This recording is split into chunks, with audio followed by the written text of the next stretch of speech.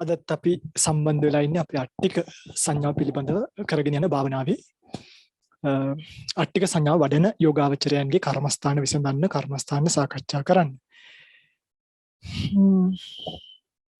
මම හිතන්නේ යෝගාවචරයන් පිරිසක්ම මේකට සම්බන්ධ වෙලා අට්ටික සංඥා වඩනවා. ගොඩක් අය ප්‍රශ්නත් අහනවා. පහුගිය දිනවල ප්‍රශ්න වලට උත්තර තියාගන්න එක පාඩම පුළුවන්කමක් ලැබුණේ නැත්තේ පොයේ දවස් ආපු නිසා. ඒකත් එක්ක කල යුතු ඇතැම් දේවල් වලට කාර්යබහුල වෙන්න වුණා. කෙසේ නමුත් අට්ටික සංඥා වඩන යෝගාවචරයෝ බොහෝ පිරිසක් ඉන්නවා. මගේ පිටුලට හැමතිස්සෙම කියපු කතාවක් මම දන්නවා මෙතන ඉන්නවා මේ ශුෂ්ක විපස්සනාව වඩන යෝගාවචරයෝ. ඉතින්වත් මතක තියාගන්න අපි බණ අහනවා වගේ නෙමෙයි භාවනා කරන්න යති. මේක තා වැදගත්. බණ අහන එක වෙනම කතාවක්. බණ ඕන මාතෘකාවක ඕන එකක් ඇහුවට ප්‍රශ්නයක් නැහැ. ඕන ස්වාමීන් වහන්සේ නමකගේ බණ ඇසීම කිසි ප්‍රශ්නයක් නැහැ. හැබැයි ඕන ස්වාමීන් වහන්සේ නමකගේ කිව්වහම මෙහෙම හේකුත් තියෙනවා. ඒකත් මම කියන්නම්. බණ ඇසීම වෙනයි භාවනා කිරීම වෙනයි. මේ දෙක හරියට අපි විසඳගමු. ඊට පස්සේ අපි අපේ කර්මස්ථාන සාකච්ඡාවට එමු. බණ ඇසීම කියන එකේදී අපි මේ බණ අහන ස්වාමීන් වහන්සේගේ දැකගත යුතු ලක්ෂණ කීපයක් තියෙනවා. අන්න ඒක හොඳට මතක තියාගන්න. බණ අසන ස්වාමීන් වහන්සේගේ අපි බණ ඇසීම කියන එක ගමු.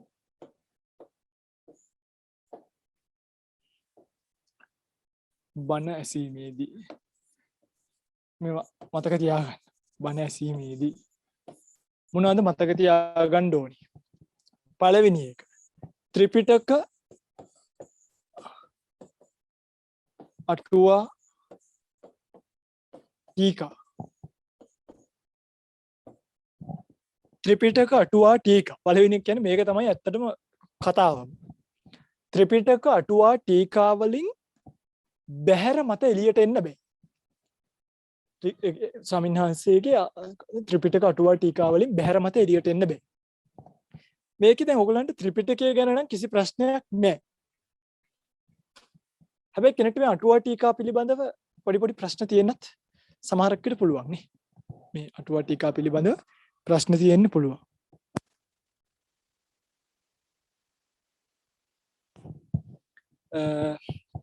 අටුවා ටීකා පිළිබඳව ප්‍රශ්න තියෙන්න පුළුවන් කියන්නේ දැන් මේ අටුවාව ටීකාව පහුකාලීනයි අරකයි මේකයි කියලානේ ගොඩක් අය වචන පාවිච්චි කරන්නේ.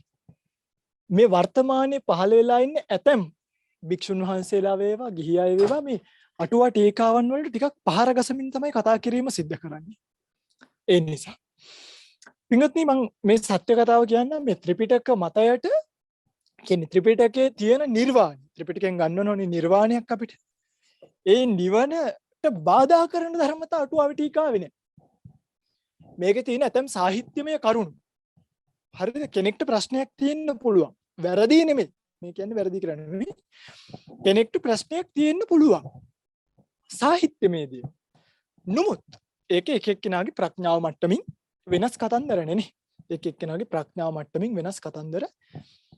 ශ්‍රද්ධාව තියෙන තරමට ඒවා අපිට සමහරක් දේවල් අදාහ ගන්නත් පුළුවන්. සමහරක් අපිට නොපෙනෙන කාරණා.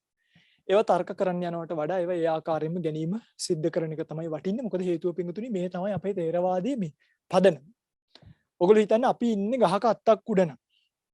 හරිද? අපි ඉන්නේ ගහක අත්තක් උඩ නම්. මෙහෙම. මේ තමයි තේරවාදය කියන අත්ත. දැන් මේ අපි ඔක්කොම මෙතන ඉන්නවා. හරිද? ඔයගොල්ලෝ මායි ඔක්කොම එකතු වෙලා මේක කපා ගත්තොත් මොකද වෙන්නේ? අපි ඔක්කොම තේරවාදයත් එක්ක බිමට කඩාගෙන වැටෙන්නේ. ඒ නිසා අපේ ෆවුන්ඩේෂන් එක තමයි මේ. මේක කපන්න ලෑස්ති වෙන්න එපා. කාට හරි සැකමතු වෙනවා නම් ඒ වෙනවනේ. දැන් අනිත් එක තමයි මේ වර්තමානයේ භික්ෂුන් වහන්සේලාත් කරන ලොකු වරදක් මේ. මට හිතුණා මේ වගේ තියෙන ඒවා බොරු. මට අවබෝධ වුණා. එහෙම අවබෝධ වෙන්නේ නැහැ කාට. අනිවාර්යෙන්. මතක තියාගන්න. මම මේ බණ කියන කතාව කියපු නිසා මේ කියන්න.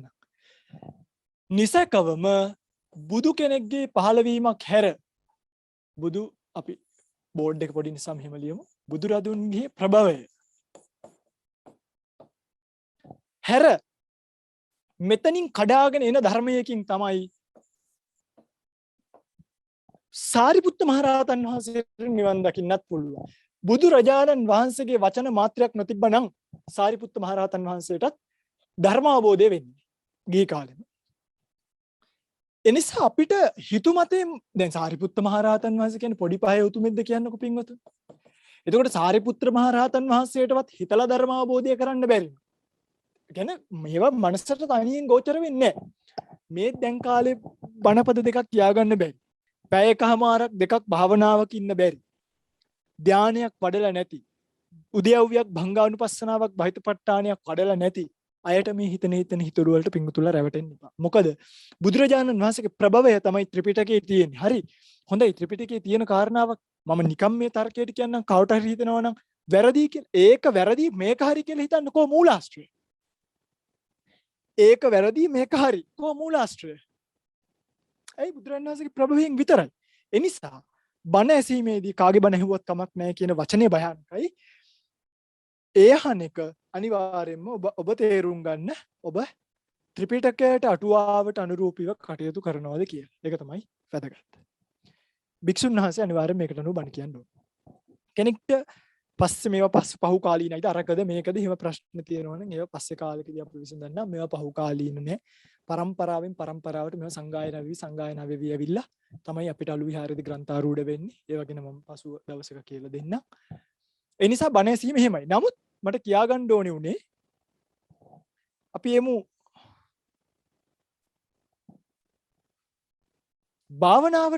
භාවනාවේදී එහෙම බෑ. භාවනාව යනු කුමක්ද? එක එක්කිනා කරන දැන් පින්වතුනි මම මේ වර්තමානයේ දකින්න තමයි වර්තමානයේ බොහෝ විපස්සනා භාවනා මධ්‍යස්ථාන සහ භාවනා කරන තැන් භාවනා ආයතන රිට්‍රීට් සෙන්ටර් මේවා තියෙනවා. මේක හොඳට තේරුම් ගන්න මේ යෝගාවචරයේ තේරුම් ගත යුතුයි. මොකද මගේ ඕගොල්ලෝ අපේම භාවනාව පටලවා ගන්න ඉඩ තියෙනවා. ඒකයි. නමුත් භාවනාවෙන් වන්නේ කුමක්? අන්න ඒක වැදගත්නේ. භාවනාවෙන් වෙන්නේ කුමක්ද? සහ ඒක අපිට වෙනවද? වෙමින් පවතිනවද? අන්නේ ප්‍රත්‍යවේක්ෂාව කණ්ණාඩියකින් මූණ බැලුවා වගේ තියෙනවා. මේක අන්ධයෝ එක්කන් යන ගමනක් නෙමෙයි. ස්වාක්කාතයි මුල මැද අග ක්ලීන් පැහැදිලි. මුල කිව්වහම මැදයි අගයි පේන්න ඕන. එහෙම භාවනාවක් කරද්දී ඒ කර්මස්ථානීය ලැබීම ලේසි නෑ. සද්ධම්මෝ පරම දුර්ලභ. බුද්ධෝත්පාද කාලයේ දුර්ලභයි කිව්වා. කල්යාණ මිත්‍ර සේවනීය දුර්ලභයි කිව්වා. අහලා තියෙනවද? ක්ෂණ සම්පත්තිය දුර්ලභයි. සද්ධර්මයේ පරම දුර්ලභ. සද්ධම්මෝ පරම දුර්ලභ. නිකන් නෙමෙයි බුදු කෙනෙක් වචන පාවිච්චි කරන්නේ.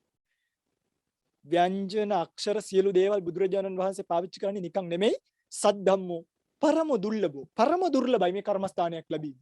එනිසා කර්මස්ථානයක් ලැබෙනකොට ඒක ගුරුවරයාගේ මඟ පෙන්වීම. කාගෙන් කර්මස්ථානය ගත්තත් ඒ මඟ පෙන්වීමට පිටුපාන්නේ. එහෙම පිටුපාලා අවබෝධ කරගන්න පුළුවන් ධර්මයක්. ඔයගොල්ලෝ දන්නවා අපි මේ වෙනකොට කරගෙන යනවා භාවනා දෙකක් විශේෂයෙන්ම. එකක් තමයි ශුෂ්ක විපස්සනාව. අනිත් එක තමයි අට්ටික සංඥා. සමාධිය හැර හරි මේ විදර්ශනාවට බරවල යන්නේ ඒවා. තව ඊට අමතරව අපි කරගෙන යනවා පීත කසිනිය කියලා එකක. ඒකත් මම අලුත් පේජ් එකකට දාන්න. පීත කසිනිය. සහ අපි මරණ සතිය කරා. මරණ සතිය කරා. එතකොට දැන් මෙතන ඉන්න ශුෂ්ක විපස්සනා යානිකයෝ ඉන්නවනේ. ඒගොල්ලෝ මේකයි පටලව ගන්න බෑ. දැන් මේක වෙන පැත්තකට හැරෙන්න යන්නේ. මේක පළවෙනි පියවර අපි කරේ ඇටසැකිල්ලක් කියලා දැන ගැනීම.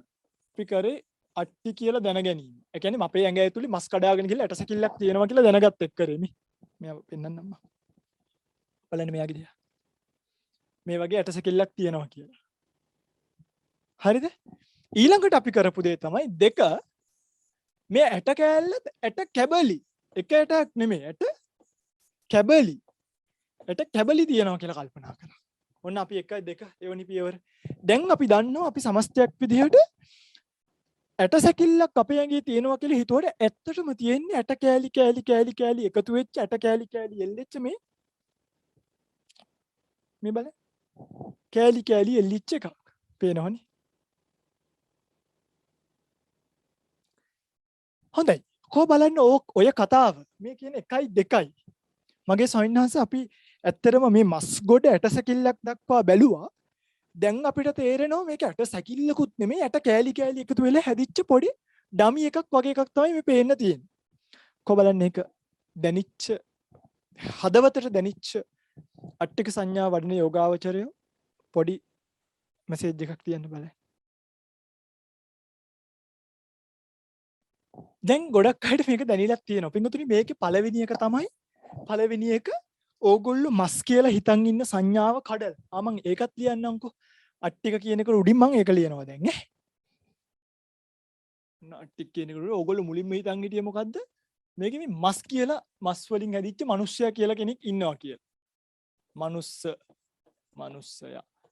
දැන් අපි තේරුම් ගත්ත මේ මිනිස්සයා එක එක විදියට සුදුයි, කළුයි, සීතා, ගීතා, නිමල්, රාණි, චන්ද්‍රිකා, රනිල් කිය ඉන්න අය දැන් මේ ඇතුළ බැලුවාම මේ ඔක්කොගේම ඇතුළේ සමාන ස්වභාවයක් තියෙනවා. මොකක්ද? අපි ඔක්කොම මිනිස්සු ඇට සැකිල්ලෙන් යුක්තයි. බලන්න ඇට සැකිල්ල දිහා. මෙන්න මේ වගේ ඇට සැකිල්ලකින් යුක්තයි. හරිද? මේක තමයි කතාව. ඊට පස්සේ අපි ඒ එක සංඥාව මේ එක සංඥාව ඇටකට්ටක් කියලා ඔයගලන්ට මතක ඇති භාවනා කරපු මුල් කාලේ අපිට ගෙදර යනකොට මේ ගෙදර ඉන්න අය ඇටකටු වගේ. ඉඳන් ඉන්නකොට ඇටකටු වගේ පේනවා. උයනකොට ඇටකට්ටක් වගේ පේනවා. එහෙම සම්පූර්ණ ඇටකට්ටම තමයි අපේ හිතට අරමුණු. දැන් මේ මනුස්ස කියන සංඥාව ඉවරයි. අන්න අපි එනවා දැන් අට්ටික සංඥාව. මොකටද දෙන්නේ? දැන් එනවා අපි අට්ටික සංඥාව. මේ මනුස්ස සංඥාව කැඩුවා. දැන් ආවා අපි අට්ටික සංඥාවට. ඔන්න කතාව. ඔයගොල්ලෝ ඉන්නේ කොහෙද කියලා බලන්න. අට්ටික සංඥාවට ආවා. හරි.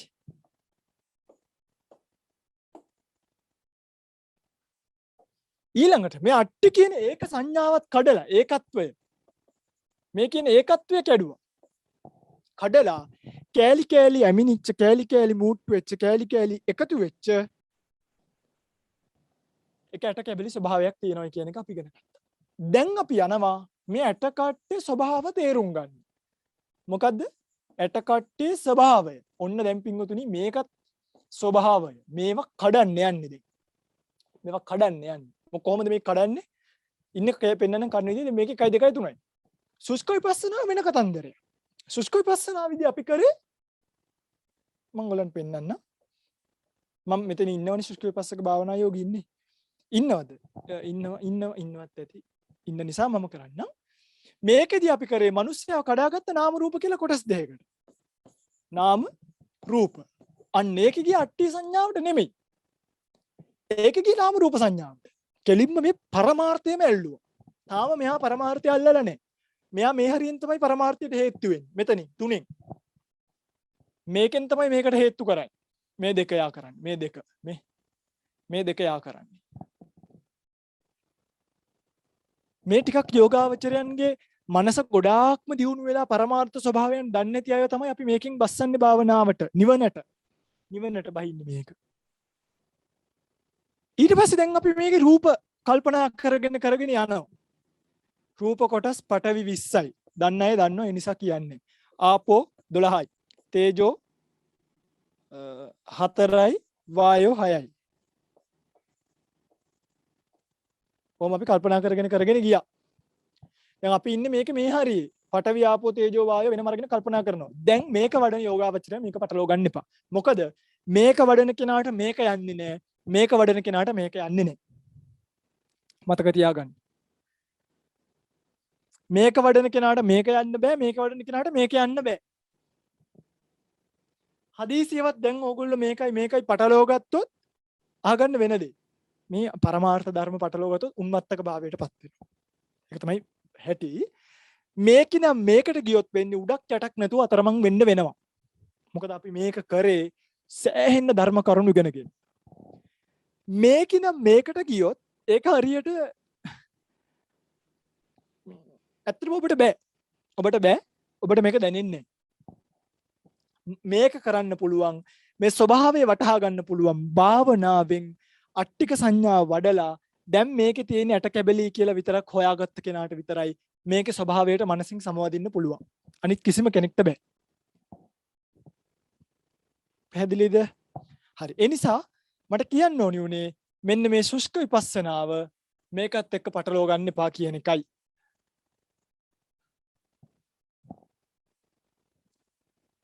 අට්ටික සංඥා වෙන කතාවක්.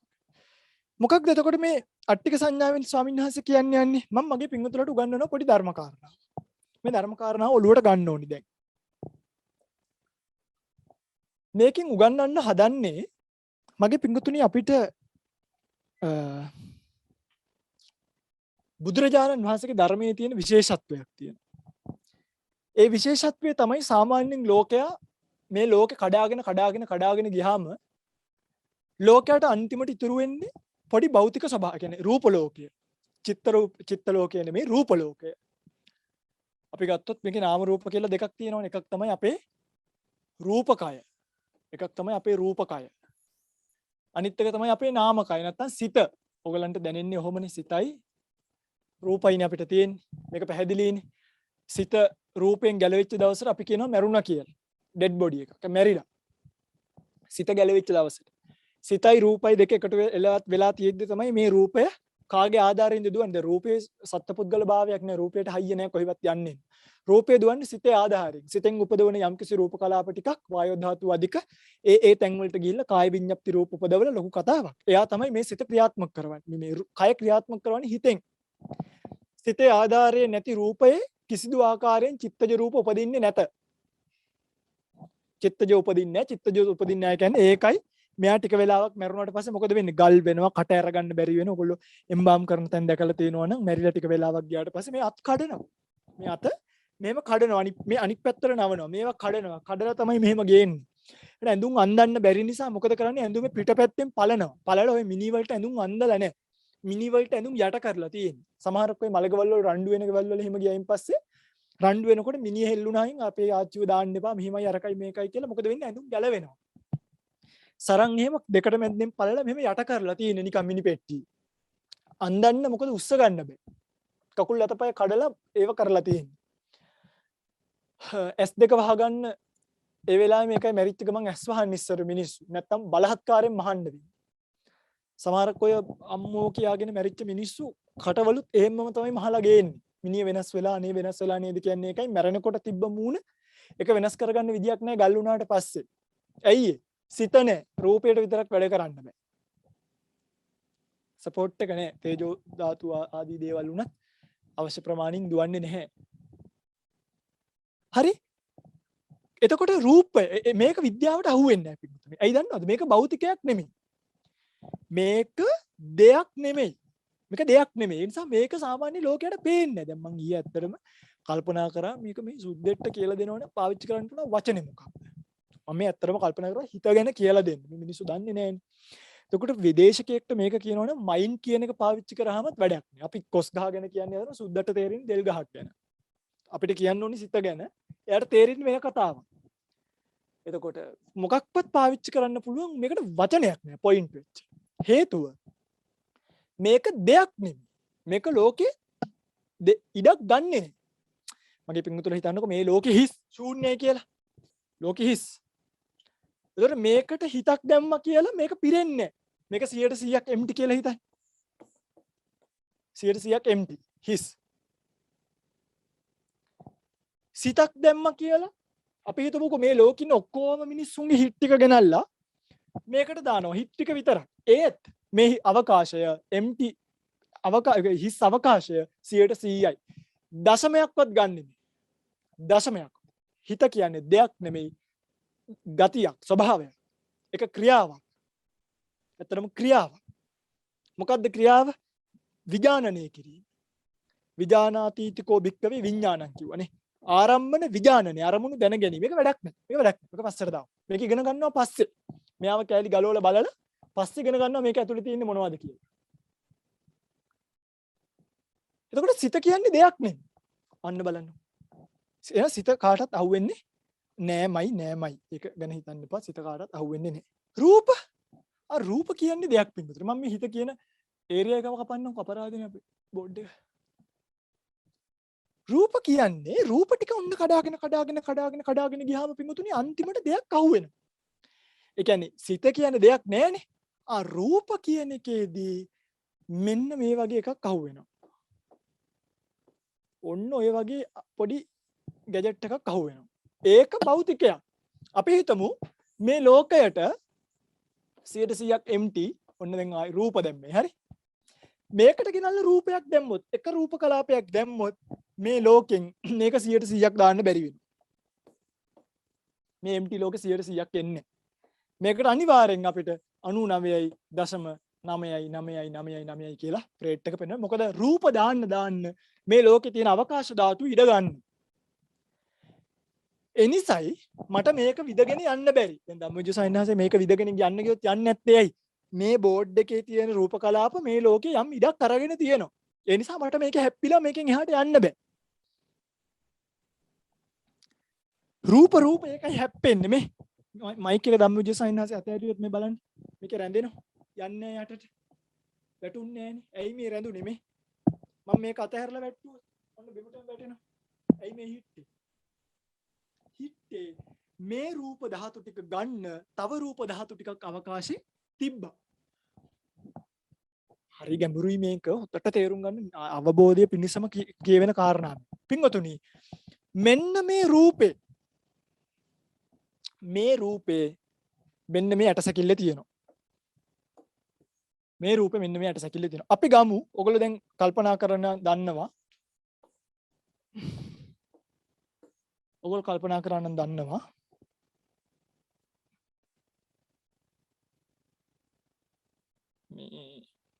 මේ ඇටසැකිල්ල තියෙනවනේ මේ අතේ කෑල්ලක් ගමු අපි අර බල්ලගේ මස් කට්ට වගේ හොම එකක් තියෙන. මම පොඩ්ඩක් මේක මහතට අඳින්නම්. ඔන්න ඔහොම කෑල්ලක් තියෙනවනේ. මේ අතේ මේ කෑල්ල මම මේ නිකන් හැන්දි ඉතින්. මේ කෑල්ල හරි. හිතන්න මේ කෑල්ල කියලා. මේ තියෙන්නේ ඒ කෑල්ල. දැන් ඔයින් අපිට කීයක් තියෙනවද? දෙකක් තියෙනවා. මෙතනයි මෙතන. අපි එකක් ඇන්ද හරි? පිංගුතුනි මෙන්න මේක මේ අපිට දෙයක් විදියට අහු වෙනවනේ. මගේ රත්තරන් පිංගුතුල්ලා බලන්න. මේක අපිට දෙයක් විදියට අහු වෙනවා. මේ බලන්න මේ අහු වෙන්නේ.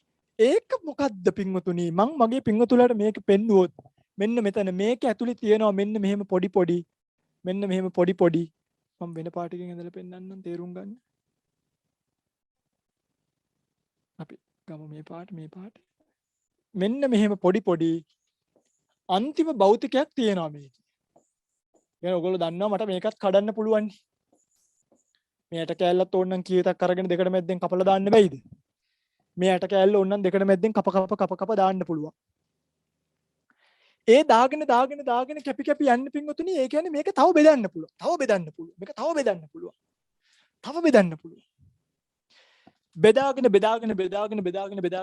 බෙදාගෙන ගිහිල්ලා අන්තිමට පින්වතුනි මෙන්න මේකේ යමක් ඉතුරු වුණොත් එන්නේ ඒක මෙන්න මේ වගේ බෝලයක් වෙනවා. බෝලයක් හරි මේකේ හැඩයක් නම් නැහැ.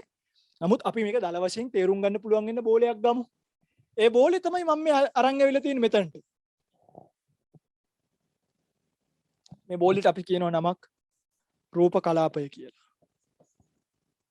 මේ බෝලෙට අපි කියනවා නමක් රූප කලාපය කියලා.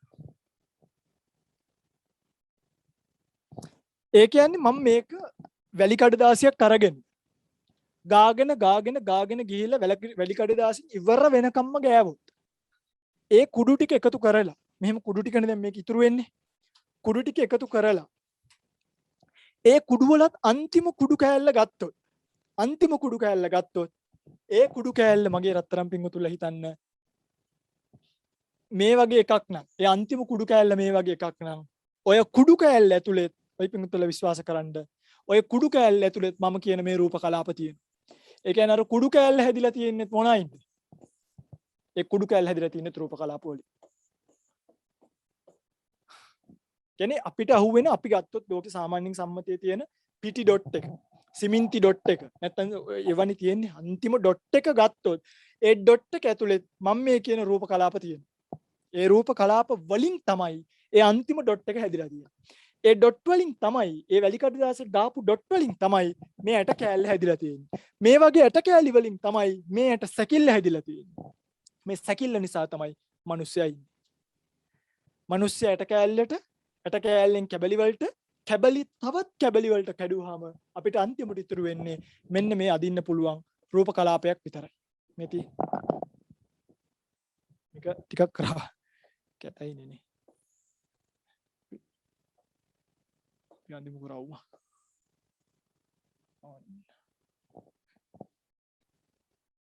පැහැදිලිද? තේරුණාද මම මේ කියපු එක? රයිට් අපි බලමු මොකද්ද මේ ලෝක සයන්ස් කිව්වේ කියලා. මේකේ අන්තිම මේ ඉඳන් මෙහෙට කඩාගෙන යනවා හරි. ඔන්න මිනිස්සයා.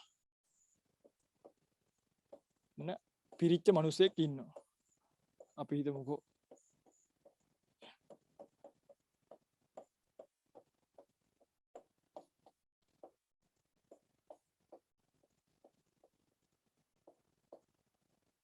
ඔන්න මිනිස්සෙක් ඉන්නවා.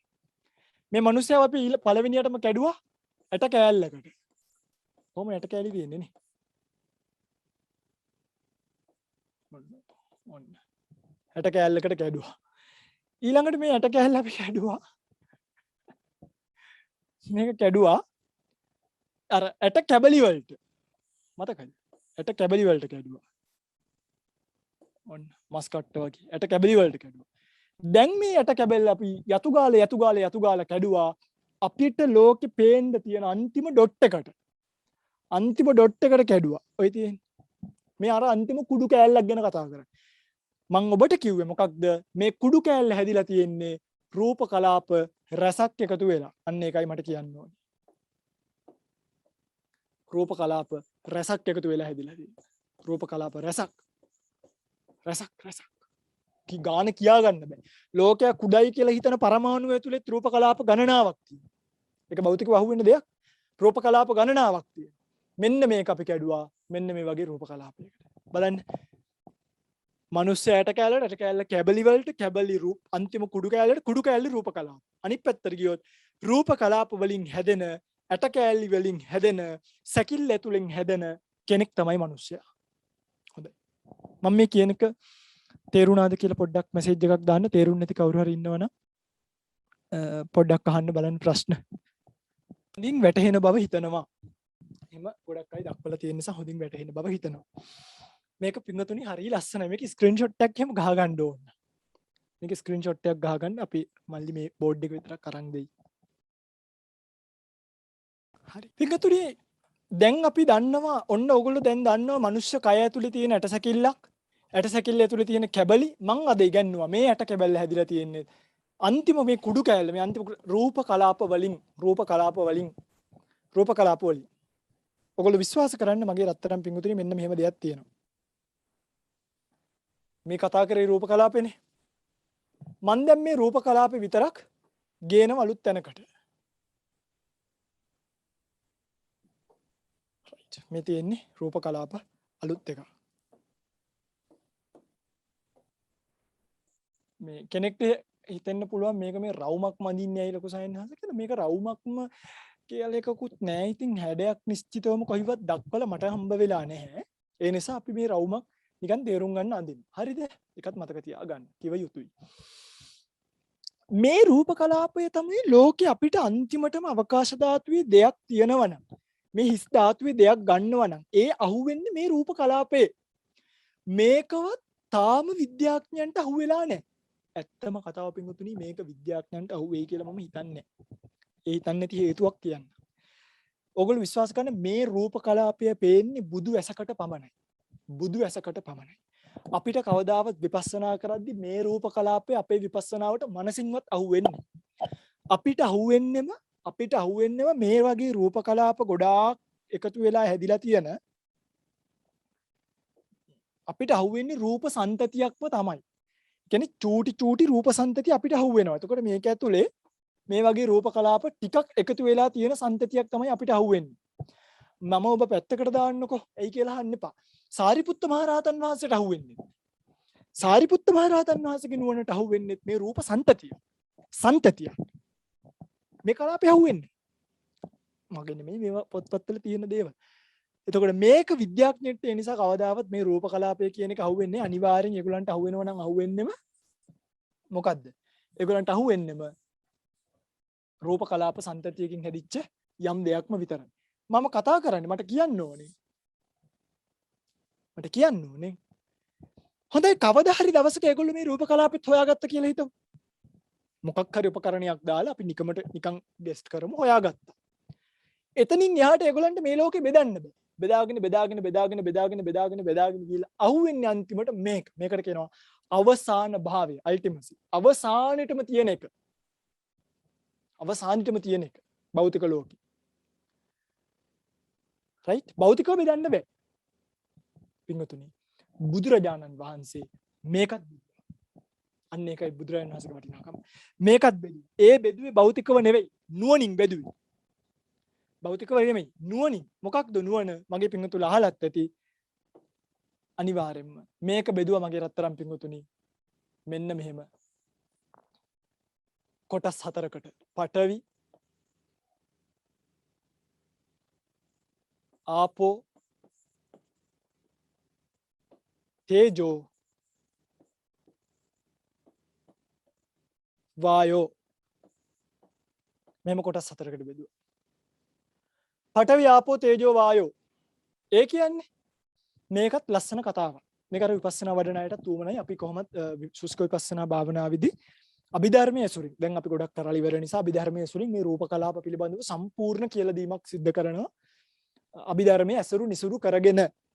එතකොට ඒකෙදි ඔයගලන්ට අභිධර්මයත් යම් මට්ටමකට ඉගෙන ගැනීමට අවකාශ තියෙනවා. මොකද වෙනමම අභිධර්ම පාඩමක් කරනවට වඩා විපස්සනා වෙතදී අපි ඉගෙන ගත යුතු දේවල් ඉගෙන ගමු. එතකොට එක්ක එපා වෙනවා නම් එපා වෙන්නේ නැතයි. ඒ නිසා පඨවි ආපෝ තේජෝ වායෝ. පින්වතුනි මේකේ විශේෂත්වයක් තියෙනවා. මේ කියන පඨවිය කියන්නේ අංක 1 දෙයක් නෙමෙයි. දෙයක් නෙමෙයි.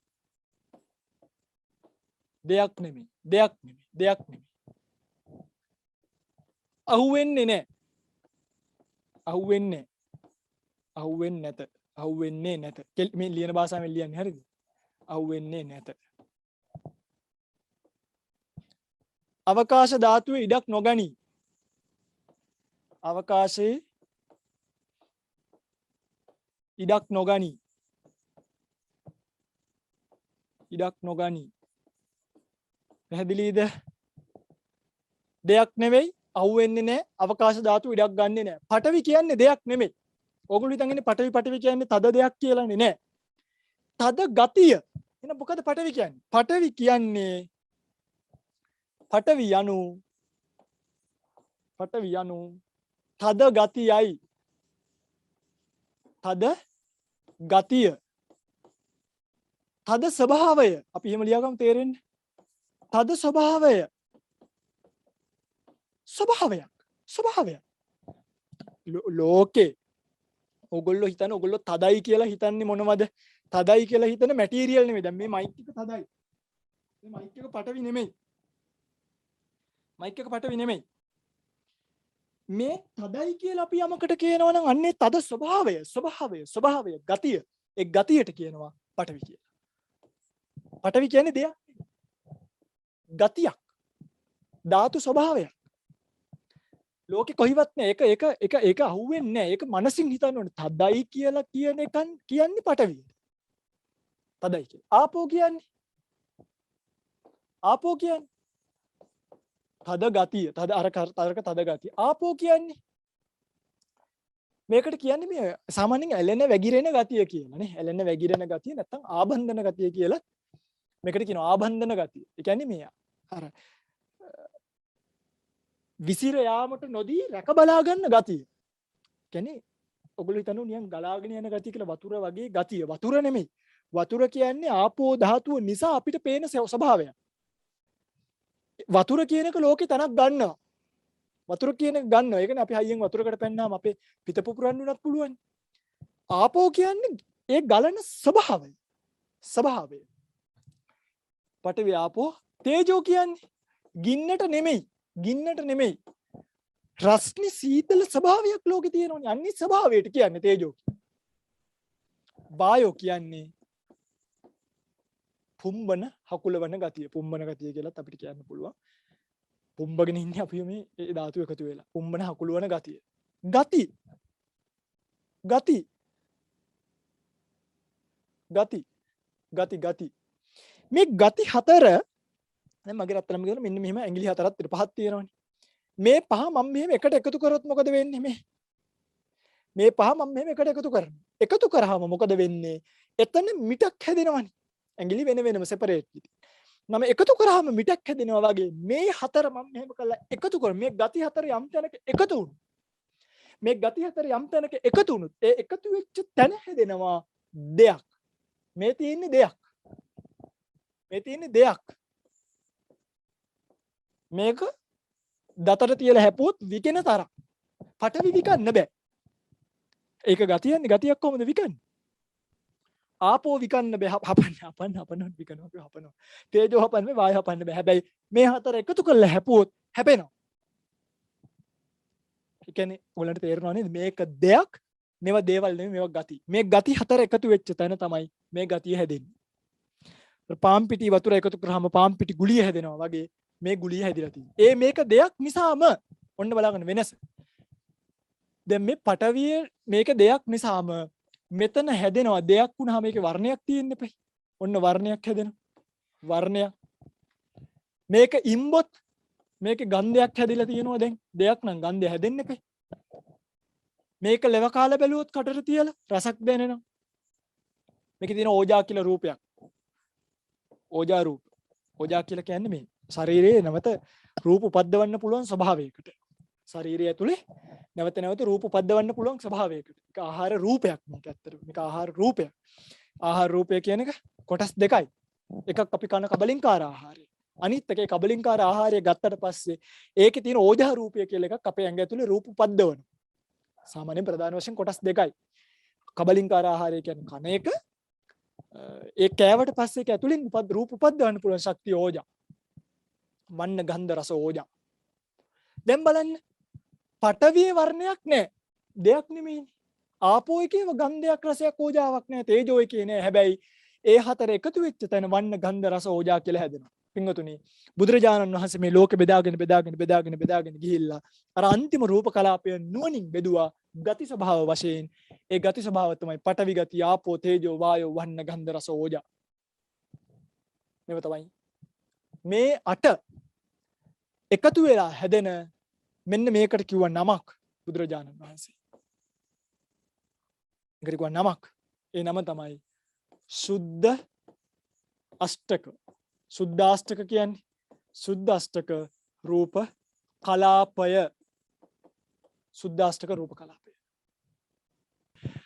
ඔව් අසිත අහලා තියෙන හොඳ ප්‍රශ්නයක්. රූප කලාප ඇත්තටම පවතින දෙයක්ද? ඇත්තටම රූප කලාප පවතිනවා. වෙනස් වෙවි පවතිනවා.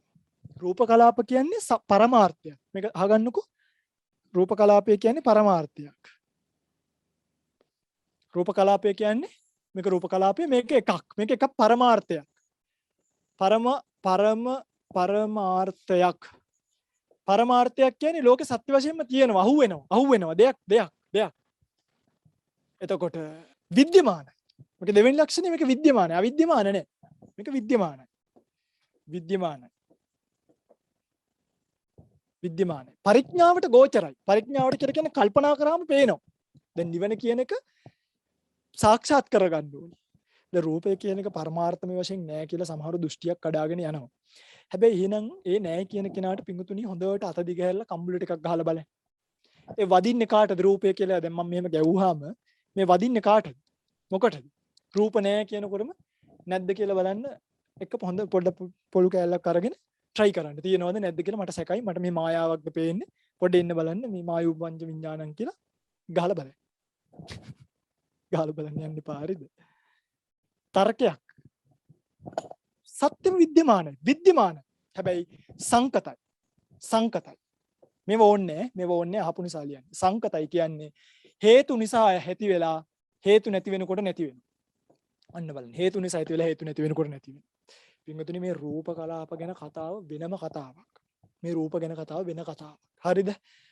මේ රූප කියන ඒවා මගේ පින්වතුන්ලා නිකන් විශ්වාස කරන්න මේ රූප කියන ඒවා එක එක ඒවා තියෙනවනේ කර්මජ රූප තියෙනවා, චිත්තජ රූප තියෙනවා, ඍතුජ රූප තියෙනවා, ආහාරජ රූප තියෙනවා. කර්මජ, චිත්තජ, ඍතුජ, ආහාරජ කියන රූපවල කර්මජ රූප කියන එක. අපි ගමුකෝ ප්‍රධාන වශයෙන් අපිට එන්නේ කර්මජ රූපනේ. කර්මජ රූප කියන එක. හරිද? මනුස්සයෙක් ප්‍රතිසන්දිය ගද්දි ඔය තියෙන ප්‍රතිසන්දි හිත කියලා හිතන්න. මේකේ තියෙනවනේ උප්පාද ඔයගොල්ලෝ දන්නවද දන්නේ ටිති භංග කියලා. මේක ඕන්නේ ඕන්නේ නිකන් කියන්නේ මේ එක හිතක්.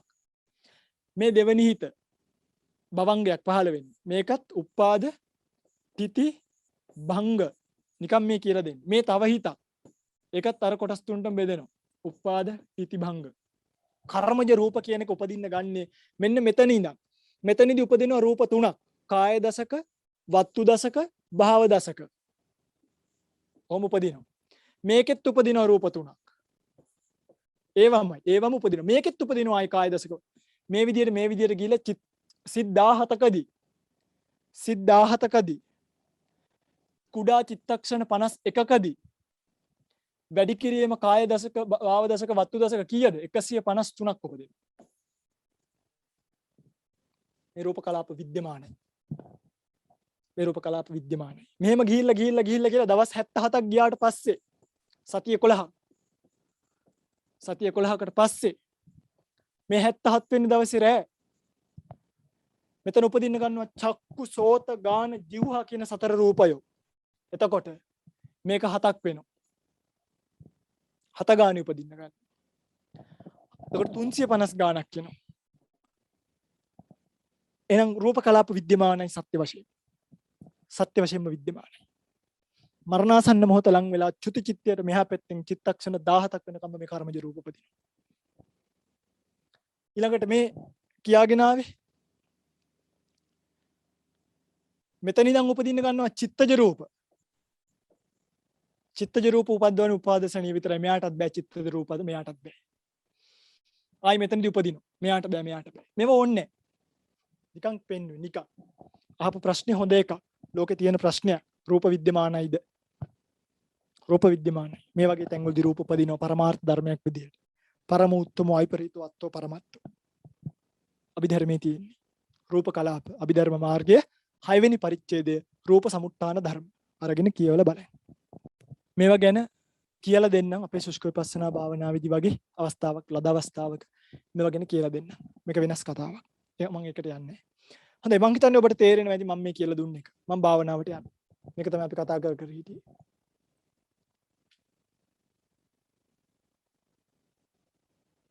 මේ කතා කරගෙන. පිංගුතුනි මේ ගති ස්වභාව ටික බෙදුවේ බුදුරජාණන් වහන්සේ විතරයි. එහෙනම් මගේ රත්තරන් පිංගුතුල දැන් එන්නේ ඇටකට්ටට. දැන් ඇටකට්ට බෙදාගෙන ගියාම අපිට අන්තිමට ඉතුරු උනේ ඕමයක් ඉතුරු වුණා. දැන් මේකේ අර අටම තියෙන්න එපේ. 2යි හරිද? දැන් හරි. බලමු කොහොමද ඉතුරු වෙලා තියෙන්නේ කියලා. පඨවි, ආපෝ, තේජෝ, වායෝ, වන්න අපි දාමු W, ගන්ධ, රස, ඕජා. මේකෙන් මං කිව්වනේ මේක හැදෙන්න ප්‍රධාන ගති 4ක් බලපානවා කියලා. අපි මේ ගති 4 විතරක් ගමු. මොනවද එන්නේ? පඨවි, ආපෝ, තේජෝ, වායෝ. දැන් මට කියන්න මගේ රත්තරන් පිංගුතුල මෙන්න මේ ඇට කෑල්ලක් ඇල්ලලා බැලුවොත් ඕගලන්ට මේක නිකන් වතුර වගේ දහුවෙන්නේ හමනවා වගේද තදට දහුවෙන්නේ. මේක අහුවෙන්නේ කොහොමද? තදට.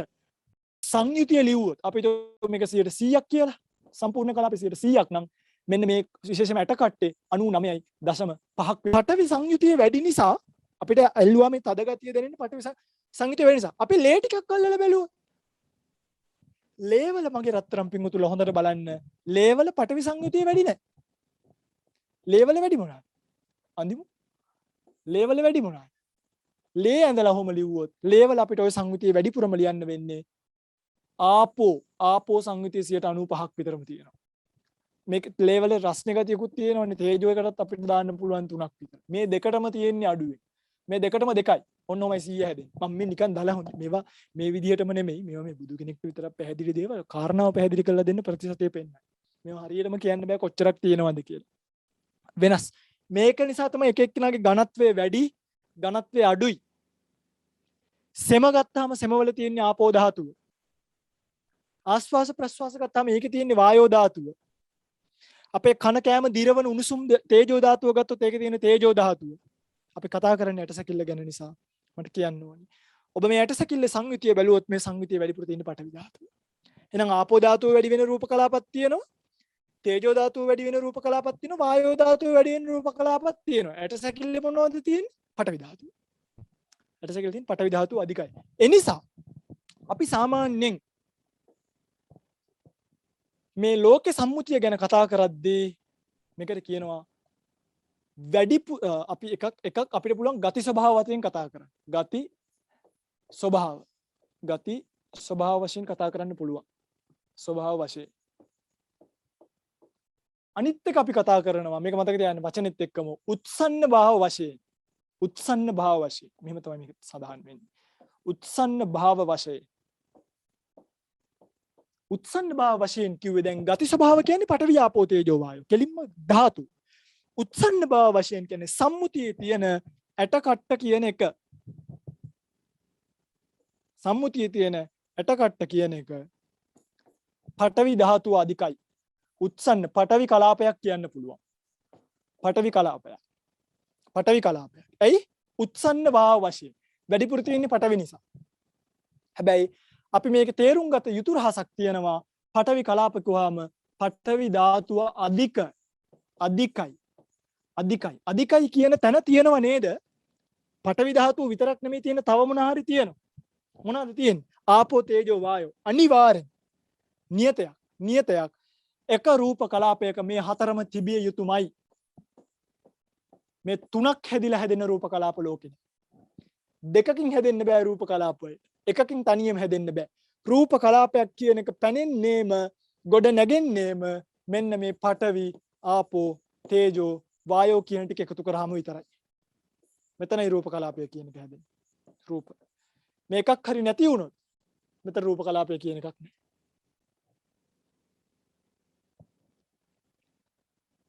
උත්සන්න භාව වශයෙන් එහෙනම් අපි ගන්නවා මේක පඨවි ධාතු අධික රූප කලාපය. පඨවි ධාතු අධික රූප කලාපය. දැන් තියෙන ගිහිල්ලා භාවනා කරන්න. මම ඊළඟ සතියේ කමඨහන ගන්න. මම අද කමඨහන ගන්න යන්නේ නැහැ. මම ඊළඟ සතියේ කමඨහන ගන්න. මොකද මට මේකට දාලා ඇත්තටම කියනවා අර වගේ පල් කර ඉන්න මට ඕනේ. ඒක මේ වගේ අපි කතා කරේ. දැන් මේ දරුවෝ ටික වගේ මේ වගේ පල් කර ඉන්න ඕනේ හැමදේම හැමෝත් තැනම කරන්නේ ඕවා. අවශ්‍යතාවය තියෙනවා නම් මේ වෙනකොට මේව වඩලා. එහෙම නැති අය ඉතින් හැලෙනවා. දැන් මේවා කෙලින්ම කර මේ දැන් ස්වභාවය කල්පනා කරා. ස්වභාවය මොකද්ද? පඨවි ධාතුව අධික රූප කලාප වලින් යුක්තයි. පඨවි ධාතුව අධික රූප කලාප වලින් යුක්තයි. අට්ඨික සංඥාව කියන්නේ මේ දෙකට විතරක් නෙමෙයි. අට්ඨික සංඥාවෙන් යා යුතු නිවනක් තියෙනවා. නිවන තමයි නාම රූප තේරුම් ගැනීම. ඒ සඳහා අනිවාර්යෙන් අපි ස්වභාව වශයෙන් කල්පනා කළ යුතුයි. මේක යම්කිසි සමාධිමය මට්ටමකට සහ තියෙන ඝන සංඥාව කඩන්නේ. දැන් මේ කඩන්න යන්නේ ධම්මවිචේ සම්බොජ්ජංගය. මේ වඩන්නේ රූප සංතතිය ඝන සංඥාව කඩන්න යන්නේ. සමූහ ඝණය කඩන්න යන්නේ. සංතති ඝණය කඩන්න යන්නේ. ඒ කඩන්න යන ගමනේ ඔබට කරන්න තියෙන භාවනාව තමයි මොකක්ද? මනසින් මේ ඔබ දැකපු වැට කෑලි ගන්න. මේක ගන්න, ඇඟිලි පුරුක් ගන්න, ඔහම ආපු ඔලු කට්ට ගන්න කෑලි. පිටුතුනි මේ ඔලු කටු මේ හක්ක මේ නිකම්ම කෑලි තියෙන පිටුතුනි මේ පේනවද හක්ක මේ? ඔය ඊට පස්සේ මොළ කට්ට බලන්න. මේ මොළ කට්ට බලන්න. මං හිතන්නේ ලයිට් එළිය නිසා පේන්නේ නැතුව ඇති. නමුත් මට පේනවා මෙතන මේ ඉරි කෑලි කැඩිලා. මේ ඉතින් මෙහෙම තමයි කාට හරි ගැව්වාම හයියෙන් මේ හක්ක පයින්නේ ඒකයි. අනිත් පැත්තටම හැරිලා තියෙන්නේ.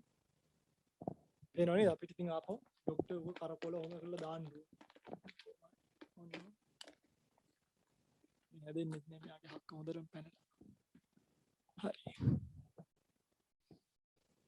කෑලි ගන්න, ඔලු කට්ට ගන්න, අත ගන්න මේ බලපු සෑම පුරුකක් අස්සෙම යන්නේ.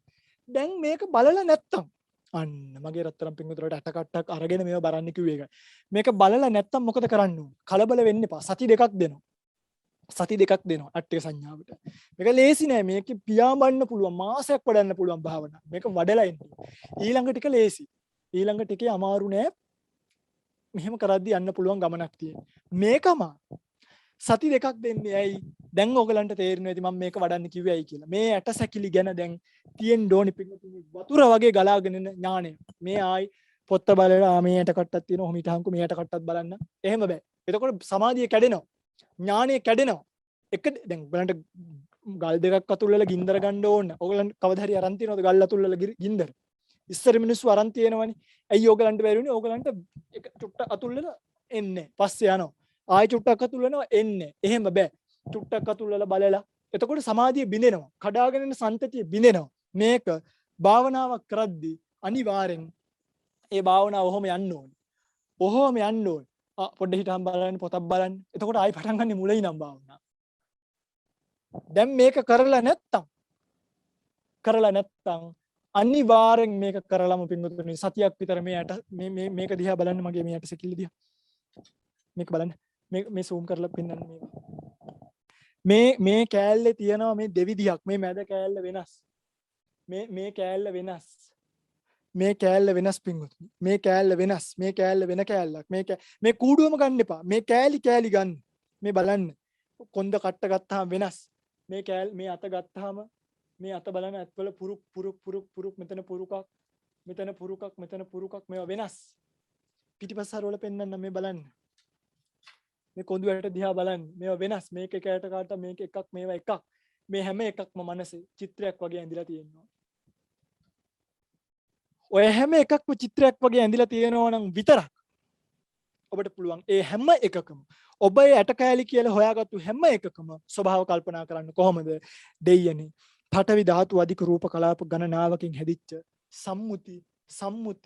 සම්මුති ඇට කට්ටක් නේද මට මෙහෙම පේන්නේ. නමුත් ඇට කට්ට කියලා දෙයක් ලෝකේ නෑ නේද?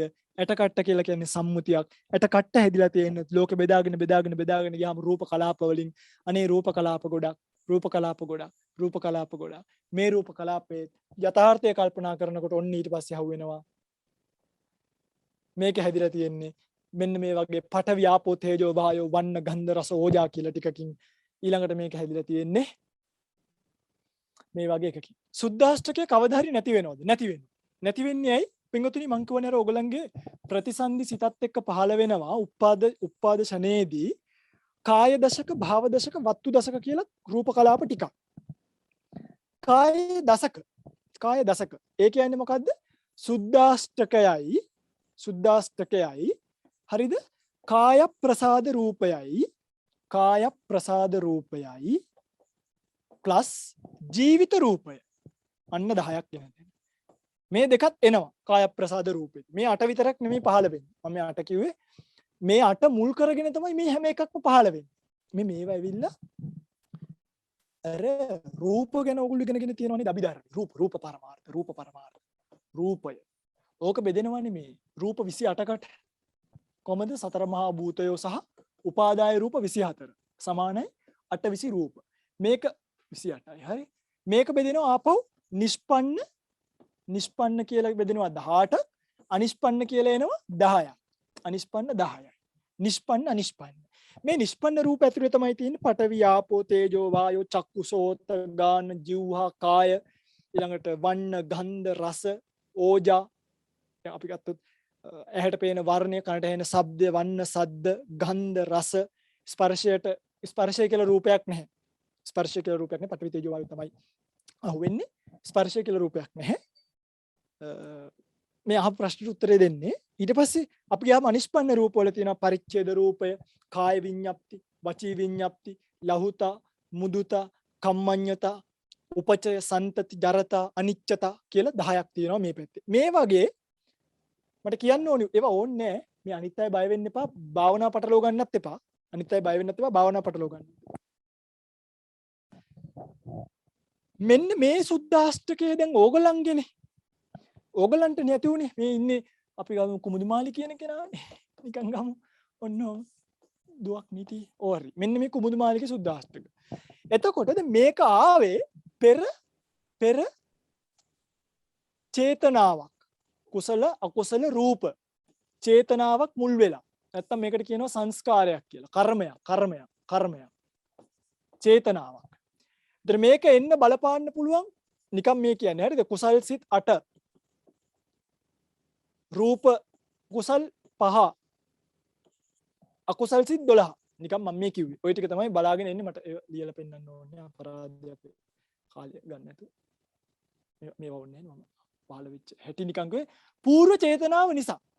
ඒ పూర్ව චේතනාව නිසා පහළ වෙන මේ රූප කලාපයේ චිත්තක්ෂණ 17ක් පවත්ත ගන්න එපා. ඒ 17 පවත්වන්නේ මෙන්න මේ ජීවිත රූපය. එයා තමයි මේවා ටික රැකගෙන ඉන්නේ. පෙර චේතනාවේ මෙයා ඇවිල්ලා මම දකින්නේ මේ චේතනාවේ පොලි එකතු කරනවා. මම දකින්නේ මෙහෙමයි. චේතනාවේ පොලි එකතු කරගන්න තමයි මේ ඇවිල්ලා තියෙන්නේ. මේ කාය ප්‍රසාදයටයි මේ අටටයි පවතින්න තමයි මේ ජීවිත රූපේ උපකාර කරන්නේ. උදව් කරන්නේ. ජීවිත රූපේ, ජීවිතේන්ද්‍රය කියලා කියනවා.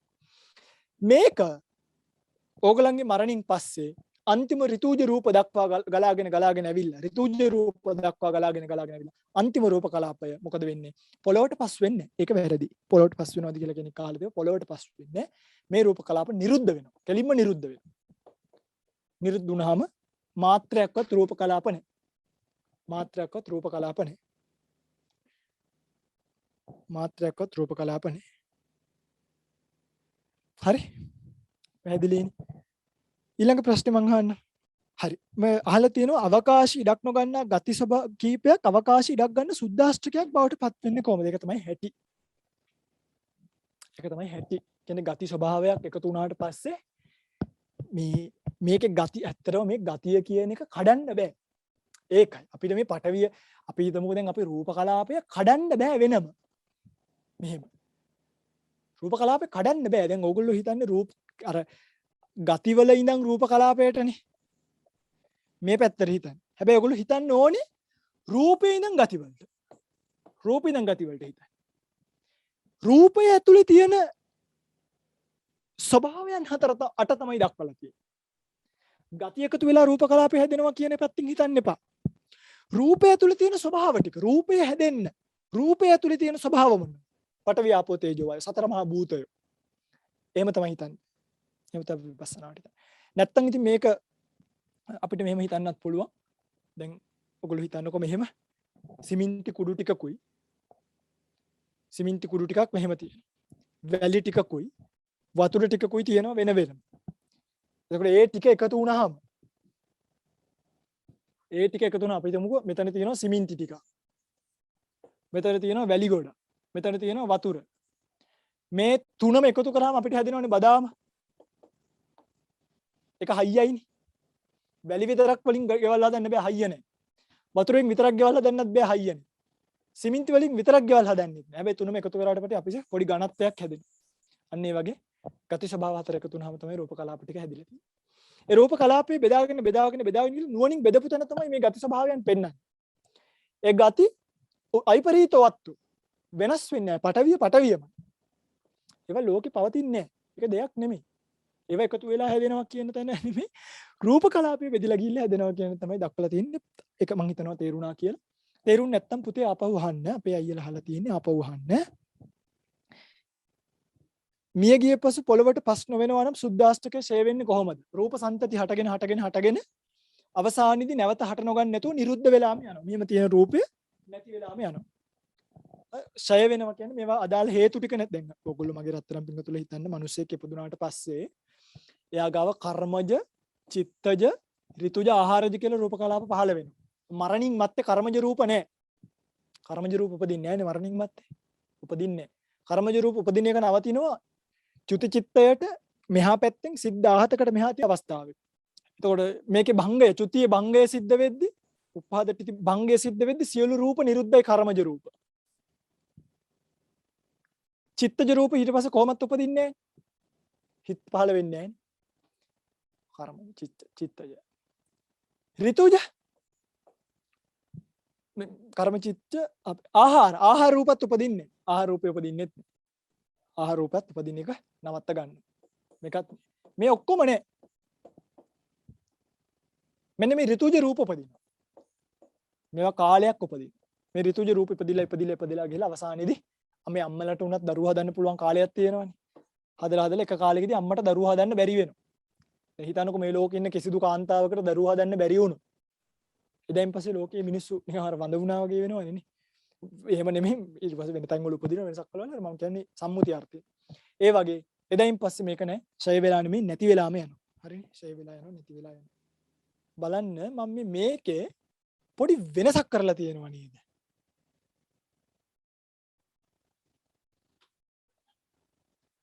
බලන්න මම මේකේ පොඩි මේ වෙනසක් කරලා තියෙනවා නේද කියලා.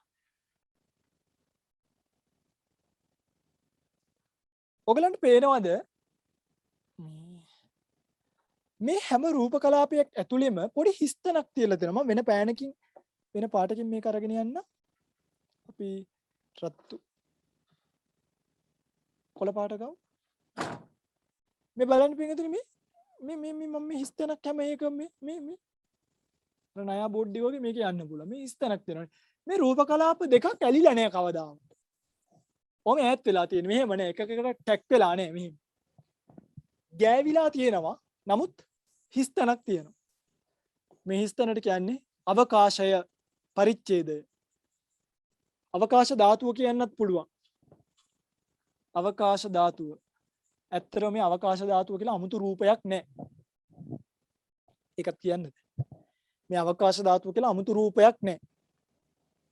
මේ අවකාශ ධාතුව කියලා හැදෙන්නේ මේ ලෝකෙ හිස්තනක් ශූන්‍යයි.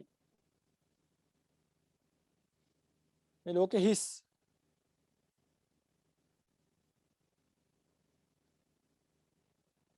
මේ ලෝකෙ හිස්නේ. මේ හිස්තනනේ ඔහොම රූප කලාප ඇති වෙන්නේ. මේ රූප කලාපයක්. මේ රූප කලාපයක්. මේ රූප කලාපයක්. මේ කැලල මොකද්ද මේ? මේ කහ පාටින් තියෙන මේ මොන කැලලද එතකොට? මේ රූප කලාපය නෙමෙයිනේ. මේ මොකද්ද මේ?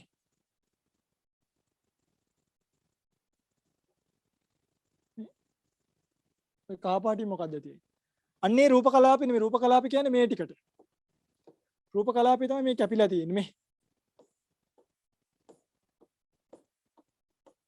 රූප කලාපේ මේ කැපිලා තියෙන්නේ. කහ පාටින් කැපුන්නේ නැහැ. කහ පාටකට කියනවා අවකාශය කියලා. ඒ කියන්නේ අර තිබ්බ අවකාශයමයි මේ අවකාශයමයි. මේ සේම් අවකාශය එක සමාන අවකාශය. මේ හැමතැනම අවකාශය. ඒකමයි තියෙන්නේ. හැබැයි මේක මෙතනදී පැනෙනවනේ. රූප කලාප නිසා මේ අවකාශය පැනෙන නිසා විශේෂයෙන් ඒ කියන්නේ මගේ කන ඇතුලේ තියෙන සිදුර ඒක මම කොහේ ගියත් කන ඇතුලේ ඒ අවකාශ ධාතුයි තියෙනවනේ. එකම අවකාශ ධාතුව නෙමෙයි මේ එන්නේ. ඒ තැන්වල අවකාශ ධාතුව ඒ තැනට රිංග ගන්න. ඒ හිතන්න මම මෙතන ඉන්නවා මේ අවකාශ ධාතුව මගේ මේ ඇඟිල්ල ඇතුලේ හිලක් තියෙනවනේ. ඒ අවකාශ ධාතුවනේ. මම මෙතනට එනකොට අර මෙතන තිබ්බ අවකාශ ධාතුව නෙමෙයි මෙතනට ආවේ. මෙතන තිබ්බ අවකාශ ධාතුවයි තමයි දැන් තියෙන්නේ. ඒතර මේ අවකාශ ධාතුව කියලා වෙනම රූපයක් දක්වන්න බෑ. මේවා ඇත්තටම පරමාර්ථම නෙමෙයි. ඒකයි මේවා හරිය නිෂ්පන්න නෙමෙයි. මේවා අනිෂ්පන්න රූප. අනිෂ්පන්න පරමාර්ථයන්ගෙන්ම හැදුනා නෙමෙයි. පරමාර්ථයන්ගෙන්ම හැදුනා නෙමෙයි.